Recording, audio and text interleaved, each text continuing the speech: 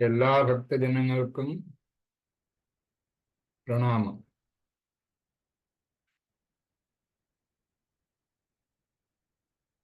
ആരും ഇല്ലല്ലോ. ഓം നമോ ഭഗവതേ വാസുദേവായ. ഓം നമോ ഭഗവതേ വാസുദേവായ. ഓം നമോ ഭഗവതേ വാസുദേവായ. ജയ രാധ മാധവ ജയ കുഞ്ച വിഹാരി. ജയ രാധ മാധവ ജയ കുഞ്ച വിഹാരി.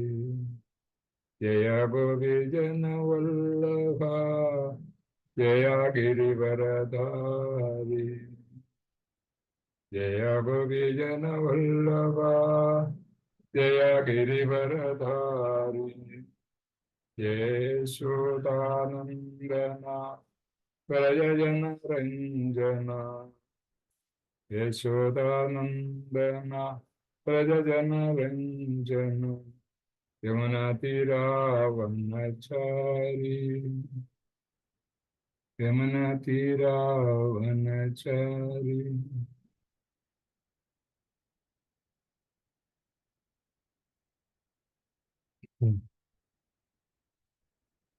ജയ രാധ മാധവ ജയ കുഞ്ച വിഹാരി. ജയ ഗോപിജന വല്ലഭ ജയ ഗിരിവരധാരി. ജയ യശോദനന്ദന പ്രജന രഞ്ജന. യമുനാതിരാവനചാരി. ഹരേ കൃഷ്ണ കൃഷ്ണ കൃഷ്ണ ഹരേ ഹരേ. ഹരേ രാമ രാമ രാമ ഹരേ ഹരേ. ജയ രാധ മാധവ ജയ രാധ മാധവ. ജയ കൃഷ്ണ ബലറാം ജയ കൃഷ്ണ ബലറാം. ജയ ജഗന്നാഥ ജയ ജയ ജഗന്നാഥ്. ജയ കൃഷ്ണ ബലറാം ജയ കൃഷ്ണ ബലറാം. ജയ ജയ പ്രഭുപാദ് ജയ ജയ പ്രഭുപാദ്. ജയ ജയ പ്രഭുപാദ്. ജയ ജയ ഗുരുദേവ് ജയ ജയ ഗുരുദേവ്. ജയ ജയ പ്രഭുപാദ് ജയ ജയ പ്രഭുപാദ്.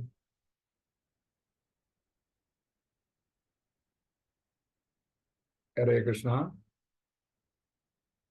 ഇന്ന് ചർച്ച ചെയ്യുന്ന ക്ലാസ്സിൽ ചർച്ച ചെയ്യുന്നത് ശ്രീമദ് ഭാഗവതം സ്കന്ധം 1 അധ്യായം 3 കൃഷ്ണൻ സർവ അവതാരങ്ങളുടെയും സ്രോതസ്. ശ്ലോകം നമ്പർ 11. ഓം നമോ ഭഗവതേ വാസുദേവായ. ഓം നമോ ഭഗവതേ വാസുദേവായ. ഓം നമോ ഭഗവതേ വാസുദേവായ. നാരായണം നമസ്കൃത്യ നരം ചൈവ നരോത്തമം ദേവീം സരസ്വതീം വ്യാസം തതോ ജയമുദീരയേത്. നഷ്ടപ്രായേഷു അഭദ്രേഷു നിത്യം ഭാഗവത സേവയാ ഭഗവതേ ഉത്തമ ശ്ലോകേ ഭക്തിർഭവതി നൈഷ്ഠികി. ശ്ലോകം നോക്കാം. ഷഷ്ടം അത്രേരവത്യത്വം. ഷഷ്ടം അത്രേരവത്യത്വം വൃഥാ പ്രാപ്ത്യോ അനസൂയയാ. വൃഥാ പ്രാപ്ത്യോ അനസൂയയാ. അന്വേഷികീമളർക്കായ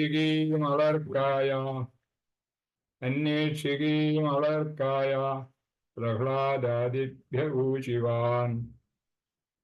ഷഷ്ടം അത്രേരവത്യത്വം വൃഥാ പ്രാപ്ത്യോ അനസൂയയാ.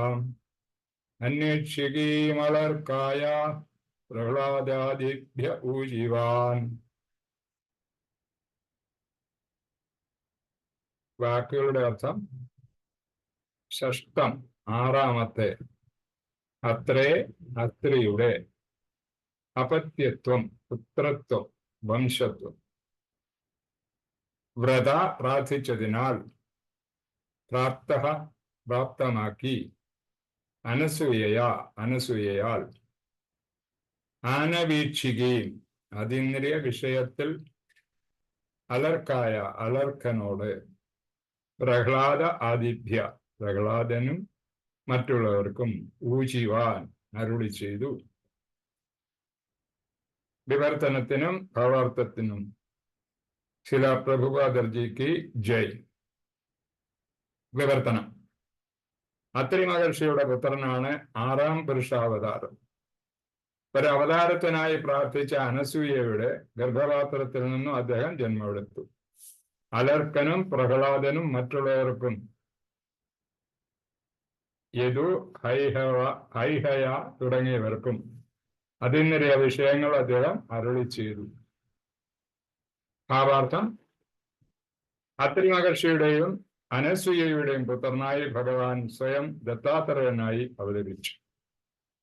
ബ്രഹ്മാണ്ഡ പുരാണത്തിൽ ഭഗവത് അവതാരമായ ദത്താത്രേയ ജനന ചരിതം പ്രതിജ്ഞാർപ്പിത പത്നിയുടെ കഥാനുബന്ധമായി സൂചിപ്പിച്ചിരിക്കുന്നു. അത്രി മഹർഷിയുടെ പത്നിയായ അനസൂയ ബ്രഹ്മാവിഷ്ണു മഹേശ്വരന്മാരുടെ സമക്ഷം ഇപ്രകാരം പ്രാർത്ഥിച്ചതായി അതിൽ പ്രസ്താവിച്ചിരിക്കുന്നു: എന്റെ ഈശ്വരന്മാരെ, താങ്കൾ ഏവരും എന്നിൽ പ്രസാദിച്ചുവെങ്കിൽ എന്തെങ്കിലും അനുഗ്രഹങ്ങൾ ഞാൻ നിങ്ങളിൽ നിന്നും ആവശ്യപ്പെടണമെന്ന് നിങ്ങൾ ആഗ്രഹിക്കുന്ന പക്ഷം താങ്കൾ എല്ലാവരും സംയുക്തമായി എന്റെ പുത്രനായി അവതരിക്കണമെന്ന് ഞാൻ പ്രാർത്ഥിക്കുന്നു. അവർ ഈ പ്രാർത്ഥന സ്വീകരിക്കുകയും ചേതനാത്മാവ് എന്ന ദർശനത്തെ വിശേഷിച്ചും അലർക്കൻ, പ്രഹ്ലാദൻ, യദു, ഹൈഹയ തുടങ്ങിയവർക്ക് നിർദ്ദേശിക്കുകയും വ്യാഖ്യാനിക്കുകയും ചെയ്തു. ഹരേ കൃഷ്ണ. ഓം അജ്ഞാനതിമിരാന്ധസ്യ ജ്ഞാനാഞ്ജനശലാകയാ ചക്ഷുരുന്മീലിതം യേന തസ്മൈ ശ്രീ ഗുരുവേ നമഃ. ശ്രീ ചൈതന്യമനോഭീഷ്ടം സ്ഥാപിതം യേന ഭൂതലേ സ്വയം രൂപകഥാമഹ്യം ദദാതി സ്വപദാന്തികം. വന്ദേഹം ശ്രീഗുരോ ശ്രീയുതപഥകമലം ശ്രീഗുരോൻ വൈഷ്ണവാംശ ശ്രീരൂപം സാഗ്രജാതം സഹഗണ രഘുനാഥാന്വിതം തം സജീവം സദ്വൈതം സവധൂതം പരിജനസഹിതം കൃഷ്ണ ചൈതന്യദേവം ശ്രീരാധാകൃഷ്ണപാദാൻ സഹഗണ ലളിതാ ശ്രീവിശാഖാന്വിതാംശ.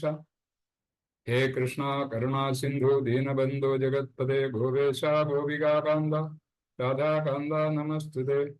സപ്തകാഞ്ജന ഗൗരാംഗീ രാധേ വൃന്ദാവനേശ്വരി വൃഷഭാനുസുതേ ദേവി പ്രണമാമി ഹരിപ്രിയേ. വാഞ്ചാകൽപതരുഭ്യശ്ച കൃപാ സിന്ധുഭ്യവ പതിതാനാം പാവനേഭ്യോ വൈഷ്ണവേഭ്യോ നമോ നമഃ. ജയ ശ്രീകൃഷ്ണ ചൈതന്യ പ്രഭോ നിത്യാനന്ദ ശ്രീ അദ്വൈത ഗദാധർ ശ്രീവാസാദി ഗൗരഭക്തവൃന്ദ. ഹരേ കൃഷ്ണ കൃഷ്ണ കൃഷ്ണ ഹരേ ഹരേ, ഹരേ രാമ രാമ രാം ഹരേ ഹരേ.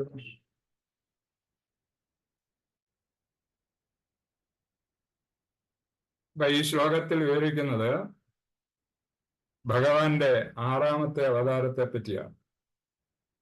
ആ അവതാരത്തിന്റെ പേര് ദത്താത്രേയൻ എന്നായിരുന്നു. ഈ ദത്താത്രേയൻ ജന്മത്തിന് ശേഷം തപസ് ചെയ്തിട്ട് ഭയങ്കര അതായത് വളരെ ശ്രേഷ്ഠനായ ഒരു മുനിയായി മാറുകയും അദ്ദേഹം പല കാര്യങ്ങൾ അനുഷ്ഠിക്കുകയും ചെയ്തിട്ടുണ്ട്. പക്ഷേ ഈ ദത്താത്രേയ മഹർഷിയുടെ ഫിലോസഫി പ്രഭുപാദർജി പറയുന്നത് നമ്മൾ അംഗീകരിക്കുന്നില്ല എന്നുള്ളതാണ്. അപ്പൊ ഇതില് അദ്ദേഹത്തിന്റെ ഫിലോസഫി ഏതോ വ്യത്യാസമുണ്ട് നമ്മുടെ ഇതുമായിട്ടുള്ളത്. അപ്പൊ അദ്ദേഹത്തിന്റെ രൂപത്തെ പറ്റി ഇവിടെ വിവരിക്കുന്നുണ്ട്. അദ്ദേഹത്തിന് സൗത്ത് ഇന്ത്യയിലെ ചില ഭാഗങ്ങളിൽ അമ്പലങ്ങളൊക്കെ ഉണ്ടെന്നാണ് പറയുന്നത്. അപ്പൊ അദ്ദേഹത്തിന്റെ ജന്മത്തിൽ 3 തല, ശിരസ് 3ആയിട്ട് ഉണ്ടായിരുന്നു എന്ന് പറയുന്നു. അദ്ദേഹത്തിന്റെ രൂപത്തെ പറ്റി വിവരിക്കുന്നു. 6 കൈ ഉണ്ടായിരുന്നു എന്ന് പറയുന്നു. അപ്പൊ 6 കൈകളിലും ബ്രഹ്മ വിഷ്ണു മഹേശ്വരന്മാരുടെ അടയാളമായിട്ട് കമണ്ഡലവും ജപമണ്ഡല ബ്രഹ്മാവ് കൊടുത്തതും തൃശൂലവും ഡംബരവും ശിവൻ കൊടുത്തതും ശംഖ സുദർശന ചക്രം വിഷ്ണു ഭഗവാൻ കൊടുത്തതുമായിട്ട് പറയുന്നു. വളരെ പ്രസിദ്ധനായ സന്യാസിയായിരുന്നു. വനത്തിലാണ് കൂടുതലും അദ്ദേഹം താമസിച്ചുകൊണ്ടിരുന്നത്. അദ്ദേഹത്തിന്റെ കൂടെ 4 പട്ടികളും ഒരു പശുവും അദ്ദേഹത്തിന്റെ കൂടെ എപ്പോഴും ഉണ്ടായിരുന്നു. അത് വേദങ്ങളെയും അതുപോലെ തന്നെ ഭൂമിദേവിയെയും പ്രതീകമായിട്ട് ഉള്ളതാണെന്ന് പറയുന്നുണ്ട്.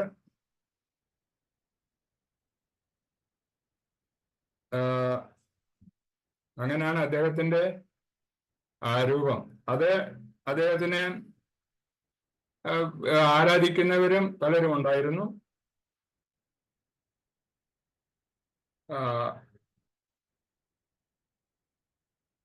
അദ്ദേഹത്തിന്റെ ഫിലോസഫിയും നമ്മുടെ ചൈതന്യ മഹാപ്രഭുവിന്റെ ഫിലോസഫിയായിട്ട് ചില വ്യത്യാസമുള്ള കാരണത്താലാണ് അദ്ദേഹത്തിനെ അംഗീകരിക്കുന്നില്ലെന്ന് പ്രഭുപാദർജി പറഞ്ഞിരിക്കുന്നത്. അപ്പൊ ഈ ശ്ലോകത്തിൽ പ്രത്യേകിച്ചും പറയുന്നത് ശരിയായ ഭക്തന്മാർക്ക്, അതായത് ശുദ്ധഭക്തന്മാർ ഒക്കെ ഭഗവാനെയും അവരുടെ പുത്രന്മാരായിട്ട് ജന്മം എടുപ്പിക്കാൻ സാധിക്കുമെന്നാണ് പറയുന്നത്. അപ്പൊ ശുദ്ധഭക്തന്മാർ എന്ന് പറയുമ്പോൾ അതിലേക്ക് എത്തിച്ചേരണമെങ്കിൽ വളരെ വളരെ പ്രയാസങ്ങളുണ്ട്. നമ്മള് അതിനു വേണ്ടുന്ന ശുദ്ധഭക്തൻ എന്ന് പറഞ്ഞാൽ ഭഗവാൻ അല്ലാതെ അവരുടെ മനസ്സിൽ മറ്റുള്ള വിചാരങ്ങളൊന്നും ഉണ്ടാകാൻ പാടില്ല എന്നാണ് പറയുന്നത്. അപ്പൊ അത്രയ്ക്ക് ഏതവസരത്തിലും ഭഗവാനെ മാത്രം ചിന്തിച്ചുകൊണ്ടിരിക്കുക. ഈ ഭൗതിക ലോകത്തിലുള്ളതായ യാതൊരു വസ്തുവിനോടും അവർക്ക് യാതൊരു താല്പര്യവും ഉണ്ടാകാൻ പാടില്ല. ഈ ഭൂമിയിലുള്ള എല്ലാ ജീവജാലങ്ങളും ഭഗവാൻ തന്നെയാണെന്ന് കരുതാനുള്ള മനസ്സ് അവർക്കുണ്ടായിരിക്കണം. നമ്മളിതൊക്കെ നേരത്തെ പഠിച്ചിട്ടുള്ളതാണ്, ഒരു ശുദ്ധഭക്തൻ എങ്ങനെ ആയിരിക്കണം എന്നുള്ളത്.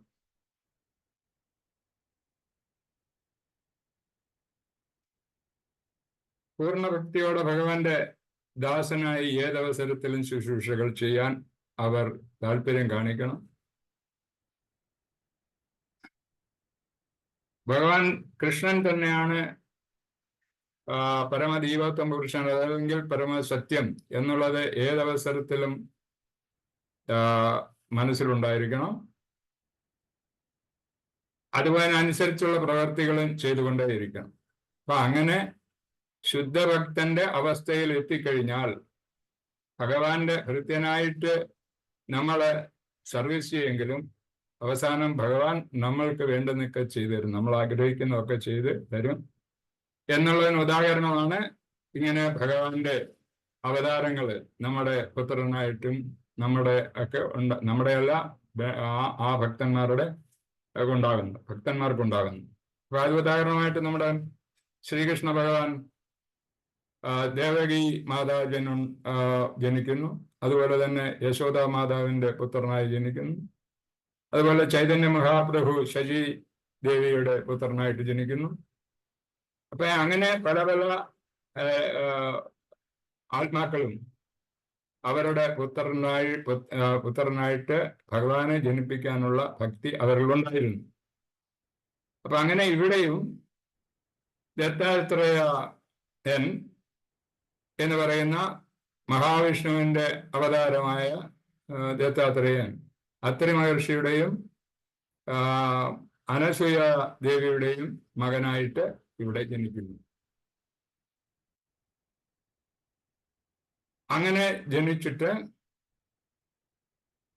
പക്ഷെ ഇവർക്ക് ഒരു വ്യത്യാസമുള്ളത്, ഭഗവാൻ ശ്രീകൃഷ്ണൻ ഭഗവാനാണെന്ന് അംഗീകരിക്കാൻ ഈ വിഭാഗത്തിൽ ചിലര്, അതായത് മായാവാദികള്, അതുപോലെ തന്നെ അങ്ങനെയുള്ള ഭക്തർ ചിന്തിക്കുന്നില്ല. അവരെല്ലാം ബ്രഹ്മാവിൽ ബ്രഹ്മത്തിൽ അലിയണമെന്നുള്ളവരായിരിക്കും ഈ മായാവാദി സിസ്റ്റങ്ങൾ. അതുപോലെ എത്രയും ഏതോ പ്രത്യേകിച്ചുള്ള ഒരു ശാസ്ത്രം, അതിനെപ്പറ്റി ഞാൻ തിരക്കിയിട്ട് കിട്ടിയില്ല എനിക്ക്. അദ്ദേഹത്തിന്റെ ഫിലോസഫിയെ പറ്റി ചേതനാത്മാവ് എന്ന ദർശനത്തെ ആണ് അദ്ദേഹം ഇവിടെ പ്രചരിപ്പിച്ചത്. അപ്പൊ അതിനെപ്പറ്റി തിരക്കിട്ട് എനിക്ക് മനസ്സിലായില്ല എവിടെയാണെന്നുള്ളത്, എന്താണെന്നുള്ളത്. അതുപോലെ അങ്ങനെയുള്ള ഈ ഈശ്വര ചിന്തയിൽ നിന്നും വിട്ട്, അതായത് ഈശ്വരൻ ഉണ്ട്, പക്ഷെ ആ ഈശ്വരന് രൂപം ഇല്ല എന്ന് വിചാരിക്കുന്ന, അല്ലെങ്കിൽ നമ്മുടെ വേദങ്ങള് ശാസ്ത്രങ്ങളെ ഒക്കെ അംഗീകരിക്കാത്തവരുണ്ടൊരു വിഭാഗം.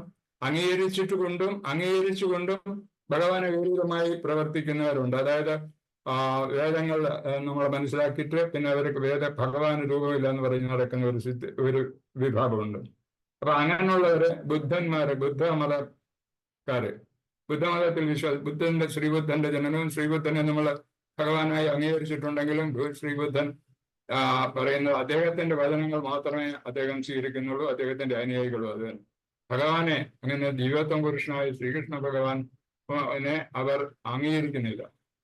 അപ്പൊ അങ്ങനെയുള്ള ഒരു വിഭാഗം ആൾക്കാർ, നമ്മുടെ വേദങ്ങള്, നമ്മുടെ മറ്റുള്ള ഫിലോസഫിയെ അംഗീകരിക്കാത്തവരെ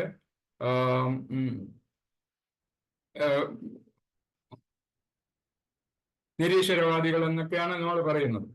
അല്ലെങ്കിൽ മായാവാദി സിദ്ധാന്തം പ്രചരിപ്പിക്കുന്നതെന്നൊക്കെ പറയുന്നത്. അതായത് ചൈതന്യ മഹാപ്രഭു ഇവരെ പറ്റി പറയുന്നത്, ചൈതന്യ ചരിതാമൃതത്തിൽ പറയുന്നതും, വേദ നാമാനീയ ബൗദ്ധ ആയ നാസ്തിക വേദാശ്രയ നാസ്തിക്യവാദ ബൗദ്ധകെ അധിക. അതിന്റെ അർത്ഥം പറയുന്നത്, ബുദ്ധമതാനുയായികൾ വേദങ്ങളെ അംഗീകരിക്കുന്നില്ല, അതിനാൽ അവരെ നാസ്തികരായി കരുതുന്നു. എന്നാൽ വേദങ്ങളെ അംഗീകരിക്കുകയും മായാവാദം പ്രചരിപ്പിക്കുകയും ചെയ്യുന്നവർ അപകടകാരികളാണ്. അത് പല മതങ്ങളും, നമ്മുടെ ക്രിസ്ത്യ മതത്തിലും അതുപോലെ തന്നെ മുസ്ലിങ്ങൾ മതത്തിലും ഇതുപോലെയുള്ള അവരുടെ ഖുർആനെ അംഗീകരിക്കാത്തവരെ അവരെന്താ പറയുന്നതെന്നറിയാവോ? അവരെ കാഫിറുകളെന്ന് പറയും. അപ്പൊ അതേമാതിരി നമ്മുടെ വേദങ്ങളെയും നമ്മുടെ വിചാരങ്ങളെയും നമ്മുടെ ആ ഫിലോസഫി അംഗീകരിക്കാത്തവരെ നമ്മള് നിരീശ്വരവാദികളെന്നും പാഷണ്ഡികളെന്നും ഒക്കെ പറയാറുണ്ട്. എന്നാല് ഈ നിരീശ്വരവാദികൾ ആകുമ്പോൾ അവരെന്താ വിചാരിക്കുന്ന? അവർ നിരീശ്വരവാദികളല്ല, മായാവാദികൾ എഴുതുന്നത് ഭഗവാൻ രൂപമില്ലെന്നും, അതുപോലെ തന്നെ അവരുടെ മരണശേഷം മറ്റൊന്നും അവരെ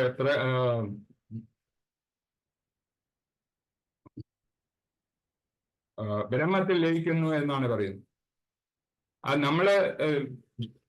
നമ്മൾ വിചാരിക്കുന്നു, നമ്മൾ എന്ന് പറഞ്ഞാൽ നമ്മുടെ ചൈതന്യ മഹാപ്രഭുവിന്റെ ശിക്ഷണത്തിൽ വരുന്ന പ്രഭുപാദർജി പറയുന്നത്, നമ്മളൊക്കെ മരിച്ചാലും നമ്മുടെ ആത്മാവ് നിലനിൽക്കുന്നുണ്ടെന്നും ഭഗവാനും ആത്മാവും തമ്മിൽ ബന്ധമുണ്ടെന്നും ഭഗവാന്റെ അംശമാണ് നമ്മളെന്നും, അതുപോലെ തന്നെ നമ്മുടെ സ്വരൂപം എന്ന് പറയുന്നത് ഭഗവാന്റെ ഭഗവാന്റെ സേവനം ചെയ്യുക എന്നുള്ളതാണെന്നും നമ്മൾ മനസ്സിലാക്കുന്നു. അതായത് വൈഷ്ണവർ പറയുന്നത് ഭഗവാന് രൂപമുണ്ടെന്നും, അതുപോലെ തന്നെ ഭഗവാനും ജീവസത്തുകളും ഭഗവാന്റെ അംശങ്ങളാണെന്നും, അതുപോലെ തന്നെ ഭഗവാന്റെ സേവനമാണ് ജീവസത്തുക്കളുടെ പ്രധാന ഡ്യൂട്ടി എന്നും നമ്മൾ വിചാരിക്കുന്നു. അതായത് പ്രഭുപാദർജി, അതുപോലെ തന്നെ നമ്മുടെ ഇസ്കോൺ ഹരേ കൃഷ്ണ പ്രസ്ഥാനത്തിലുള്ളവരൊക്കെ അവരുടെ ഫിലോസഫി എന്ന് പറയുന്നത് അത് തന്നെയാണ്.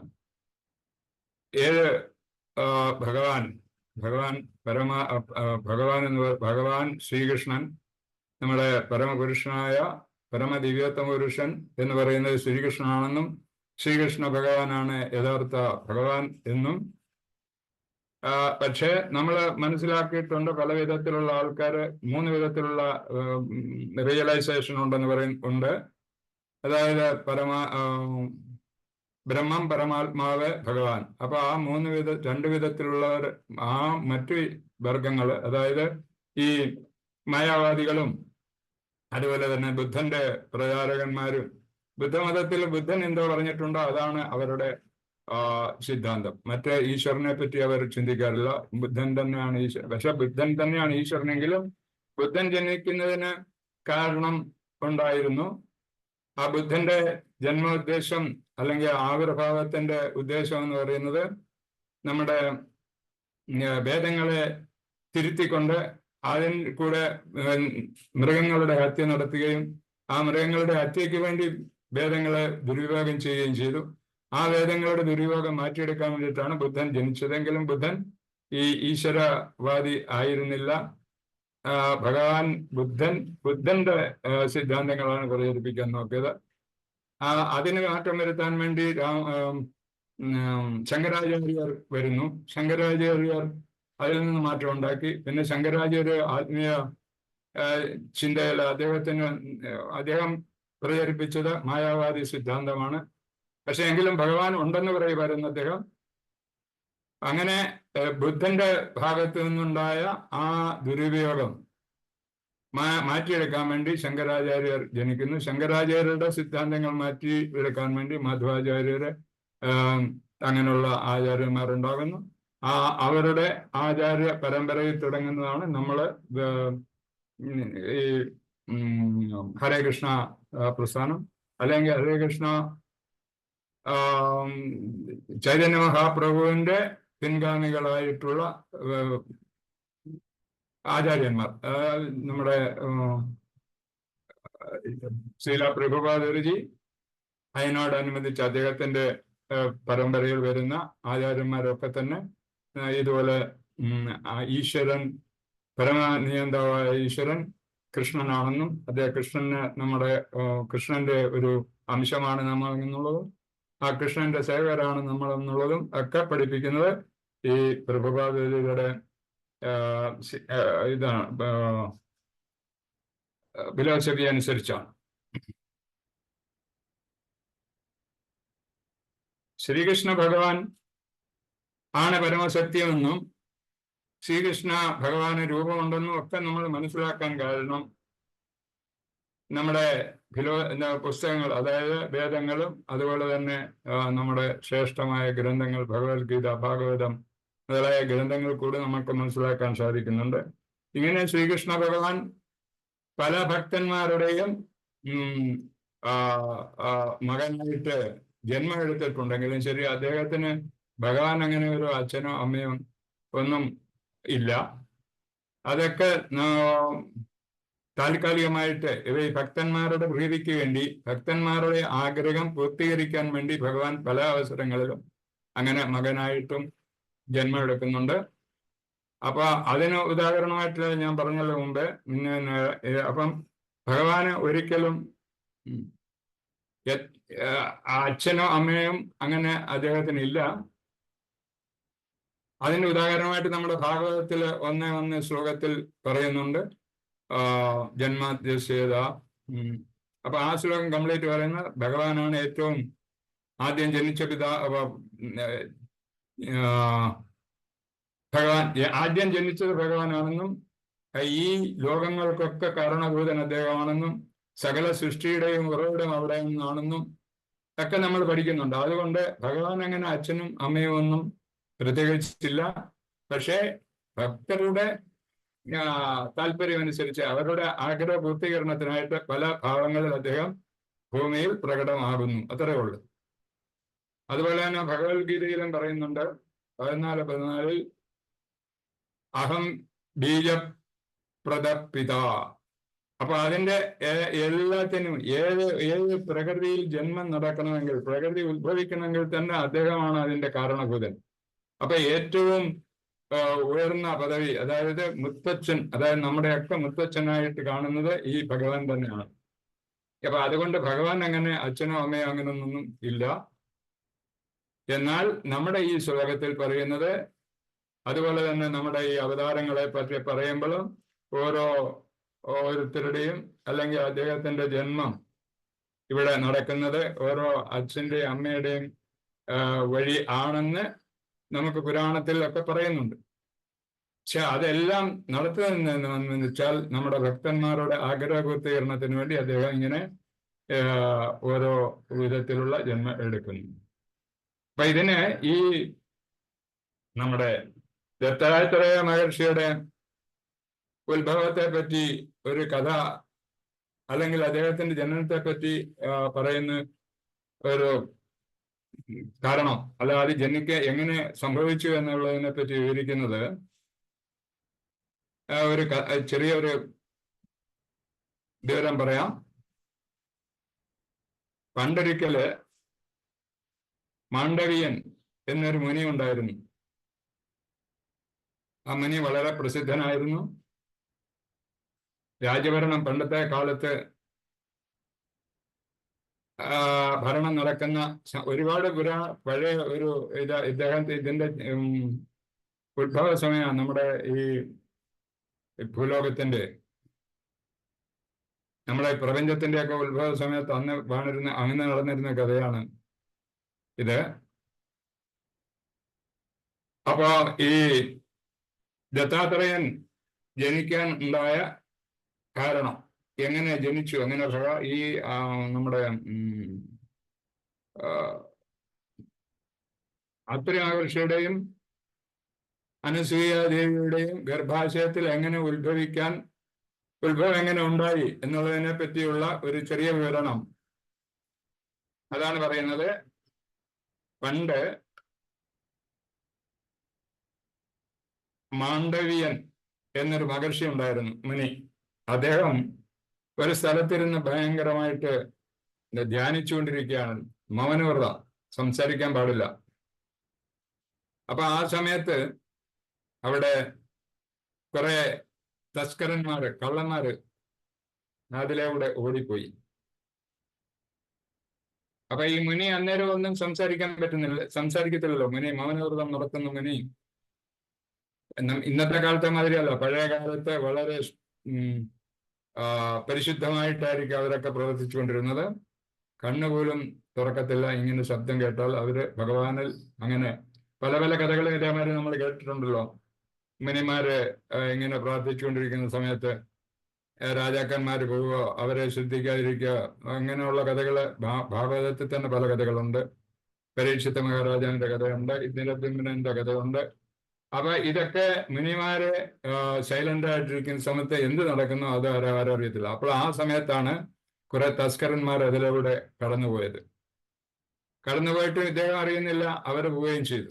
പക്ഷേ ഈ തസ്കരന്മാരെ ഓടിച്ചുകൊണ്ടുവന്ന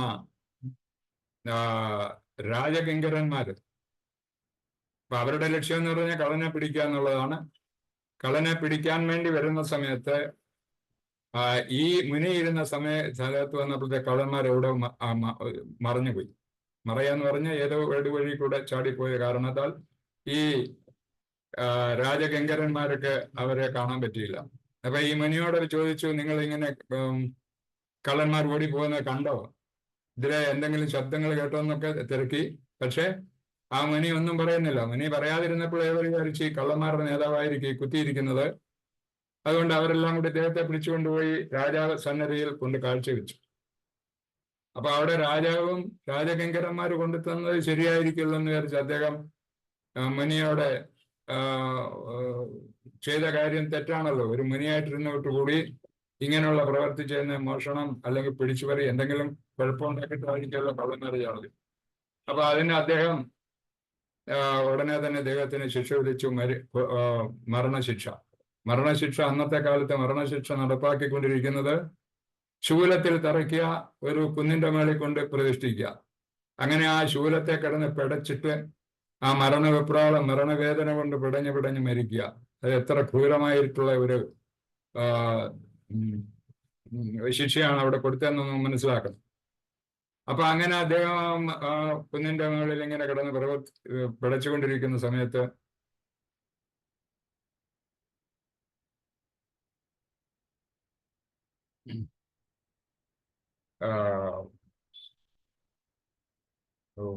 ശീലാവതി എന്ന് പറയുന്ന ഒരു പതിവ്രത ഉണ്ടായിരുന്നു പണ്ട്. ശീലാവതി കഥകളൊക്കെ നമ്മൾ കേട്ടിട്ടുണ്ടായിരുന്നു, കൊച്ചുനാളിലൊക്കെ കേട്ടിട്ടുള്ള കഥകളാണ്.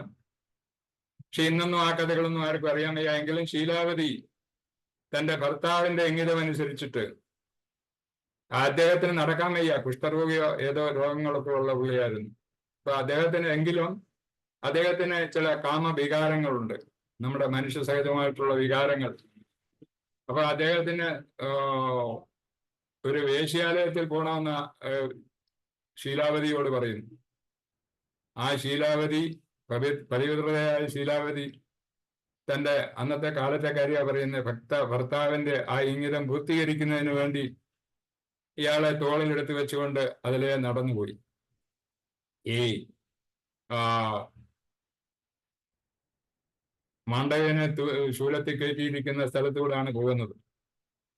അപ്പൊ അവിടെ ചെല്ലുമ്പം ഈ അഹങ്കാരി, അതായത് ശീലാവതിയുടെ ഭർത്താവ് രോഗിയാണെങ്കിൽ തന്നെയും അദ്ദേഹത്തിനെ അഹങ്കാരിയായിട്ട് തന്നെ മനസ്സിലാക്കണം. കാരണം പോകുന്ന സ്ഥലം നിഷേധ്യമായ സ്ഥലത്തേക്കാണ് അവരെ കൊണ്ടുപോകുന്നത്. അപ്പൊ അയാൾ പോയപ്പോ അവിടെ നിന്ന് ഈ വെപ്രാളപ്പെട്ട് കിടക്കുന്ന ആ മാണ്ഡവ്യനെ, ആ മഹർഷിയെ കണ്ടിട്ട് വളരെ മോശമായിട്ട് അദ്ദേഹത്തിന് അസഭ്യം പറയും, അതായത് ആക്ഷേപിച്ചു. ഇങ്ങനെ ശൂലത്തിൽ കിടക്കാൻ നാണമില്ലേ എന്ന് ചോദിച്ചു. അതേമാതിരിയുള്ള ചോദ്യം നമ്മൾ അറിയാമല്ലോ, കുശുംബന്മാർ എന്തെങ്കിലുമൊക്കെ പറയുന്നത്. അപ്പൊ ഇവനെ അസൂയൻ സ്വഭാവദൂഷ്യമുള്ളവന് ആയിരുന്നല്ലോ നമ്മുടെ ഗുരുശവസ് എന്ന് പറയുന്ന ഈ വ്യക്തി, അതായത് ശീലാവതിയുടെ ഭർത്താവ്. ആ ഗുരുശവസ് ഇദ്ദേഹത്തിനെ കളിയാക്കുന്നു. ആരെയാ? മാണ്ഡവ്യന്. മാണ്ഡവ്യൻ ആ കളിയാക്കൽ കണ്ടിട്ട് ദേഷ്യപ്പെട്ടിട്ട് ശപിക്കുന്നു. അതായത് അടുത്ത ദിവസം സൂര്യൻ ഉദിക്കുന്ന സമയത്തിന് മുമ്പായിട്ട് നിന്റെ തല പൊട്ടിത്തെറിച്ചു പോവാണ്. അപ്പൊ അത് കേട്ട് ശീലാവതിക്ക് വളരെ വിഷമമുണ്ടായി. പതിവ്രതയായ ശീലാവതി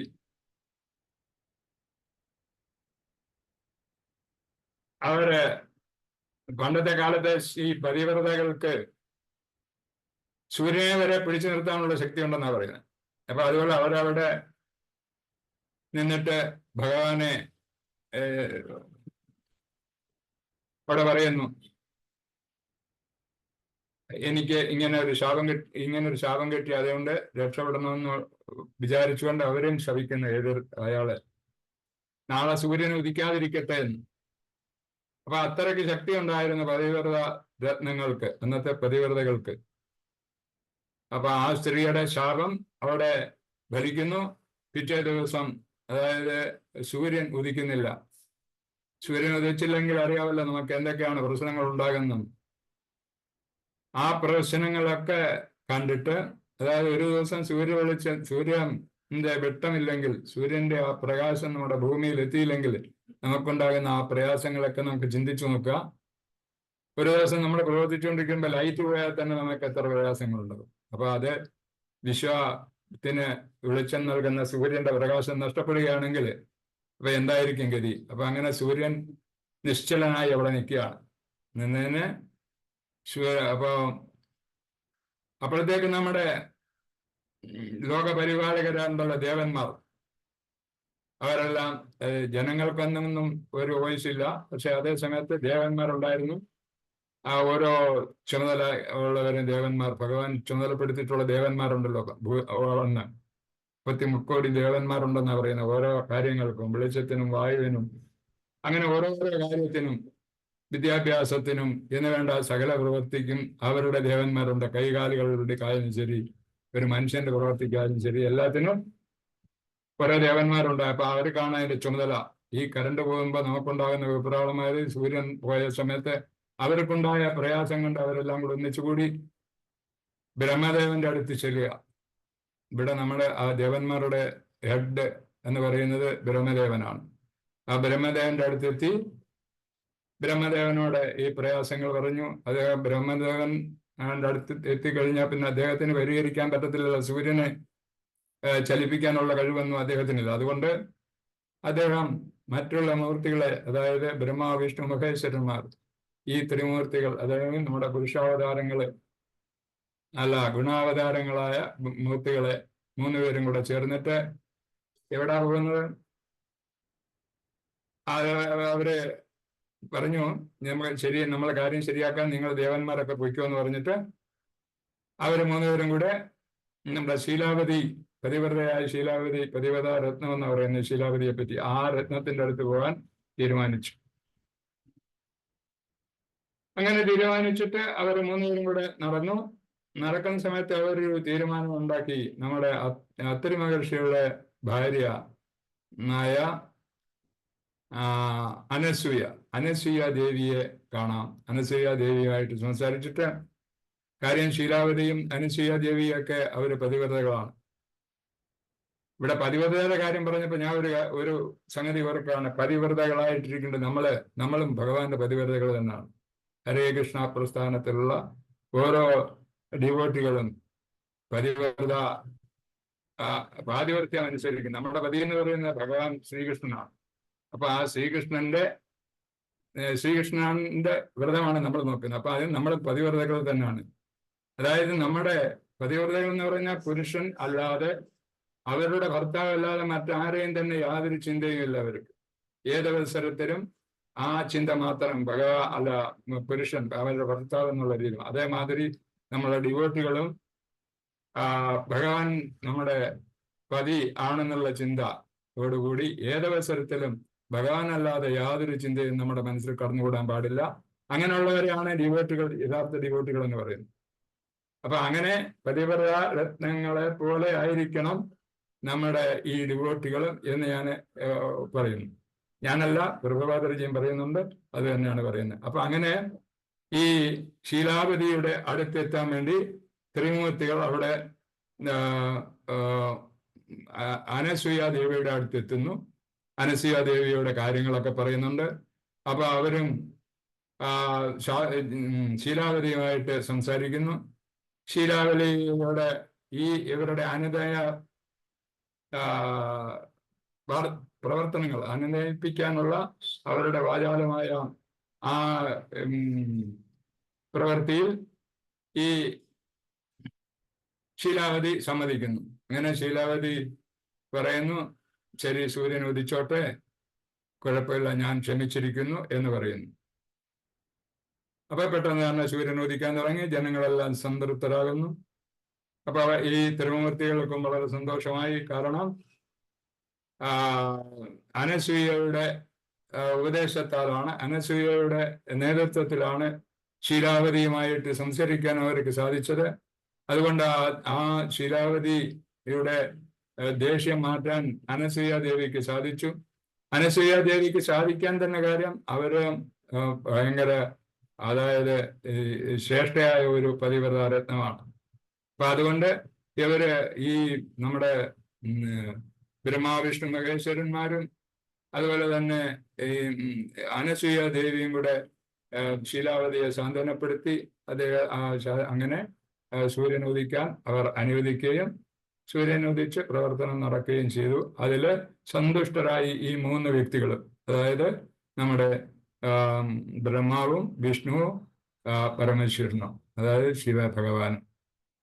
അപ്പൊ അങ്ങനെ സന്തുഷ്ടനായപ്പോ അവര് നമ്മുടെ ഈ അനസൂയ ദേവിയോട് ചോദിച്ചു, നിങ്ങൾക്ക് ഞങ്ങൾ വരം തരാൻ ഉദ്ദേശിക്കുന്നു, അത് സ്വീകരിക്കണം എന്ന് പറഞ്ഞു.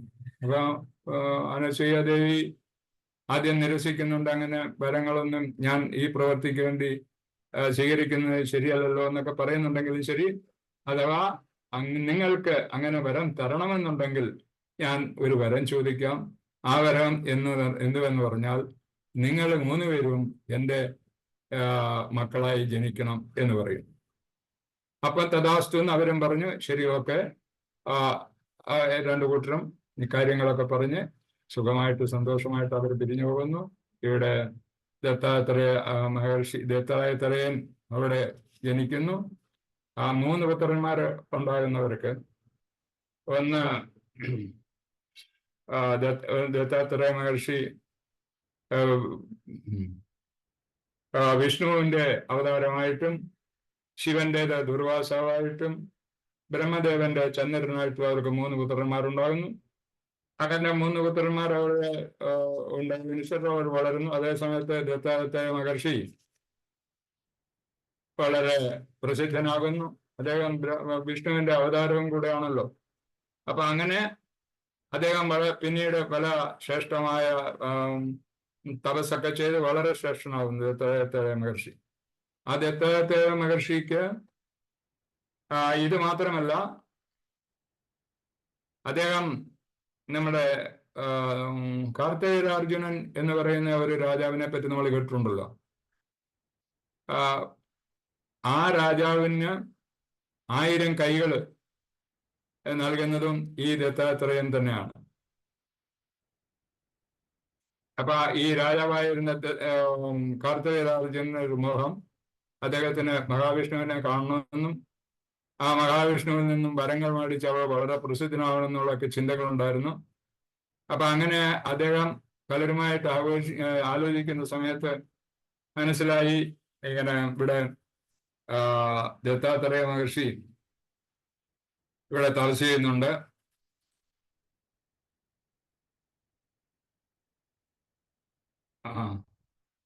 അപ്പൊ തപസ് ചെയ്യുന്നിടത്ത് ആ നദിയിൽ പോയി കാർത്തികരാജനും പത്നിയും കൂടെ കുളിച്ചതിന് ശേഷം നമ്മുടെ ദത്താത്രേയ മഹർഷിയെ പോയി കാണുകയും ആ കണ്ട ശേഷം അദ്ദേഹത്തിന്റെ ഇംഗിതം അറിയിക്കുന്നു.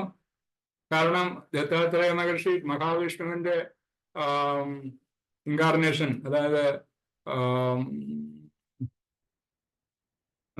അവതാരമാണെന്നുള്ളത് മനസ്സിലായിക്കൊണ്ട് ഈ കാർത്തികരാർജുനൻ പോയി അദ്ദേഹത്തിനോട് ഇങ്ങനെ കാര്യങ്ങൾ ചോദിക്കുന്നുണ്ട്. അപ്പൊ അദ്ദേഹത്തിന് ലോകത്തിലേക്കും ശക്തിശാലിയാകണമെന്നും എന്നും ചെറുപ്പത്തായിട്ടിരിക്കണം എന്നും ഒക്കെ ഉള്ള ഒരു വിചാരം ഉണ്ടായി. അദ്ദേഹത്തിന് നമ്മുടെ ദത്താത്രേയ മഹർഷിയോട് ചോദിക്കുന്നു, പറയുന്നു. ഇപ്പൊ ദത്താത്രേയ മഹർഷിയോട് പറഞ്ഞപ്പോൾ അദ്ദേഹം സമ്മതിച്ചു. അങ്ങനെ ഈ കാർത്തികരാർജുന 1000 കൈയും അതുപോലെ തന്നെ എന്നും ഈ യൗവനയുക്തനായിരിക്കാനുള്ള അനുവാദവും കൊടുക്കുന്നുണ്ട്. അതുകൂടാതെ രാവണന് ഒരു ശിക്ഷ കൊടുക്കുന്നുണ്ട് ഈ ദത്താത്രേയ മഹർഷി. അതായത് ദത്താത്രേയ മഹർഷി തപസ് ചെയ്യുന്ന സ്ഥലത്ത് ആ കമണ്ഡലിനകത്ത് മതറഞ്ചി വെച്ച് ജലം വെച്ചിരുന്നു. ഈ രാവണൻ അവിടെ ചെന്ന്, രാവണൻ വലിയ ഭക്തനും തൻ്റെ വഴിയും ശക്തനും ഒക്കെ ആണെങ്കിലും ശരി, ചില കുസൃതിത്തരങ്ങളുണ്ട്. അദ്ദേഹത്തിന് ഗുരുത്വമില്ല, ഭഗവാനെ ചിന്തിക്കുന്നില്ല. അദ്ദേഹത്തിന്റെ ചിന്തകളൊക്കെ വേറെ രീതിയിലാണ്. ഭഗവാൻ ശിവനുമായിട്ടായിരുന്നു അദ്ദേഹത്തിന് കൂടുതൽ താല്പര്യം. അങ്ങനെ വിഷ്ണുവിനുമായിട്ടുള്ള വിരോധം അദ്ദേഹത്തിനുണ്ടായിരുന്നു. അപ്പൊ അത് കാരണം ഇവിടെ ദത്താത്രേയന്റെ അടുത്ത് ചെന്ന് ഏതോ കുസൃതി കാണിച്ചു ആ കമണ്ടലിരുന്ന ജലം അശുദ്ധമാക്കി. അപ്പൊ അപ്പൊ തന്നെ ദത്താത്രേയൻ ജലം എടുത്തിട്ട് ഇവന്റെ ഈ രാവണന്റെ തലയിൽ തളിച്ചുകൊണ്ട് പറഞ്ഞു, നീ വാനരന്മാരുടെ ചവിട്ടുകൊണ്ട് നീ അവസാനിക്കട്ടെ എന്ന്. അപ്പൊ അങ്ങനെയാണ് വാനരന്മാര് വരുന്നതും. ശ്രീരാമദേവന്റെ കൂടെ വരുന്ന വാനരന്മാര് ഇങ്ങനെ ഈ രാവണനെ ശിക്ഷിക്കുന്നുണ്ടല്ലോ. തലയിൽ ചവിട്ടുകയും തല്ലിക്കൊള്ളുകയും മണ്ണെടുത്തെറിയൊക്കെ ചെയ്യുന്നുണ്ടല്ലോ രാമ യുദ്ധകാലത്ത് ചെയ്ത കാര്യങ്ങളൊക്കെ. അപ്പൊ അതൊക്കെ ദത്താത്രേയ മഹർഷിയുടെ ശാപം കൊണ്ടാണെന്നും പറയുന്നുണ്ട്. പിന്നെ നഹുഷപുരാണം, നഹുഷനെ ജനിക്കാനുള്ള കാരണം ദത്താത്രേയ മഹർഷി അയാളെ അനുഗ്രഹിച്ചുകൊണ്ടാണ് നഹുഷൻ എന്ന് പറയുന്ന ആൾ ജനിച്ചതെന്ന് പറയുന്നു. അപ്പൊ അങ്ങനെ പല കാര്യങ്ങള് ഈ 6ാം അവതാരത്തിൽ, ഭഗവാന്റെ 6ാം അവതാരത്തിൽ ദത്താത്രേയൻ ചെയ്തതായി നമ്മുടെ ഭാഗവതം അതുപോലെ തന്നെ പല പുരാണങ്ങളിലും വിവരിക്കുന്നുണ്ട്. ഇത്രയൊക്കെയാണ് ഈ ശ്ലോകത്തെ പറ്റി പറയാനുള്ളത്. അതുകൊണ്ട് നമ്മുടെ ഹരേ കൃഷ്ണ പ്രസ്ഥാനത്തിൽ നമ്മുടെ ഡിവോട്ടികൾ എന്നും നാമം ജപിക്കണം.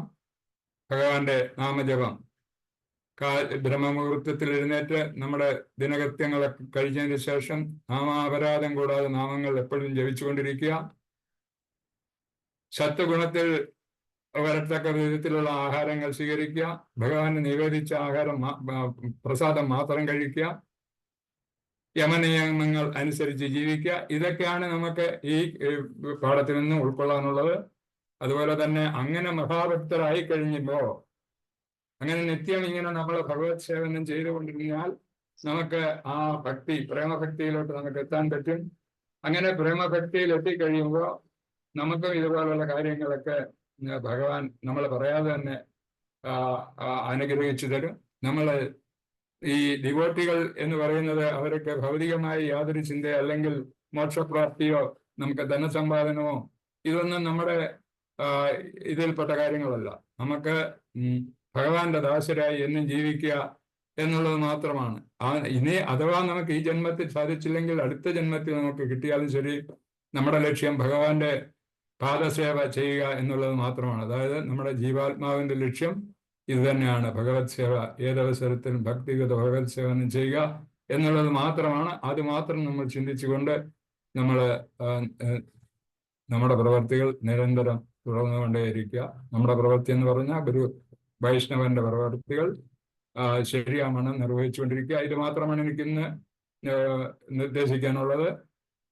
ഹരേ കൃഷ്ണ. എല്ലാവർക്കും നമസ്കാരം. Hare Krishna. Hare Krishna Mataji. Hare Krishna Prabhu. Thank you Prabhu. Hare Krishna.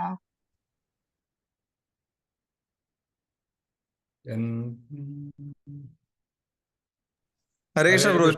Thanks Prabhu. Hare Krishna. നല്ല ക്ലാസ് ആയിരുന്നു. ഹരേ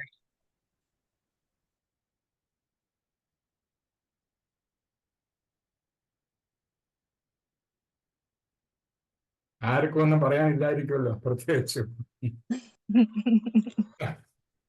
ഹരേ കൃഷ്ണ പ്രഭു. ദണ്ഡോത് പ്രണാം. വളരെ നല്ല ക്ലാസ് പ്രഭു. ദത്താത്രേയ മഹർഷിയെ കുറിച്ച്, ദത്താത്രേയനെ കുറിച്ചൊക്കെ വളരെ നന്നായി ക്ലാസ് എടുത്തു. കാർത്തികരാജന്റെ ലീല എല്ലാം ഗംഭീരമായിരുന്നു. നന്ദി പ്രഭുജി. വളരെ സന്തോഷം. നന്ദി പ്രഭുജി. ഹരേ കൃഷ്ണ. ഹരേ കൃഷ്ണ പ്രഭുജി.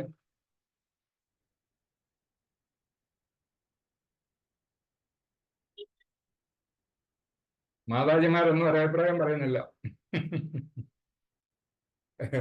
എല്ലാരും പോകും.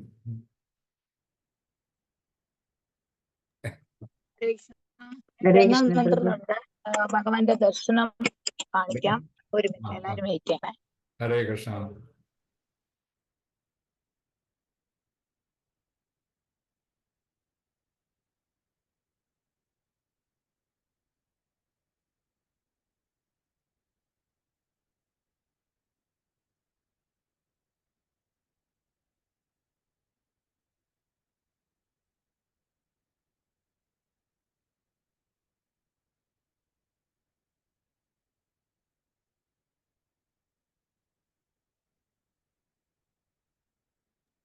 ഹരേ കൃഷ്ണ.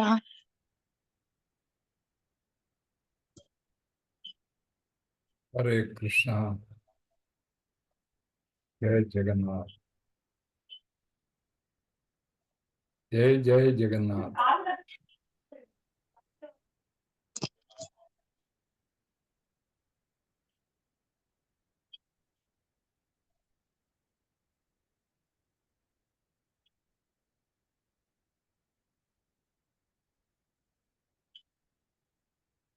ഹരേ കൃഷ്ണ. അമ്പലത്തിൽ ആളില്ലയോ?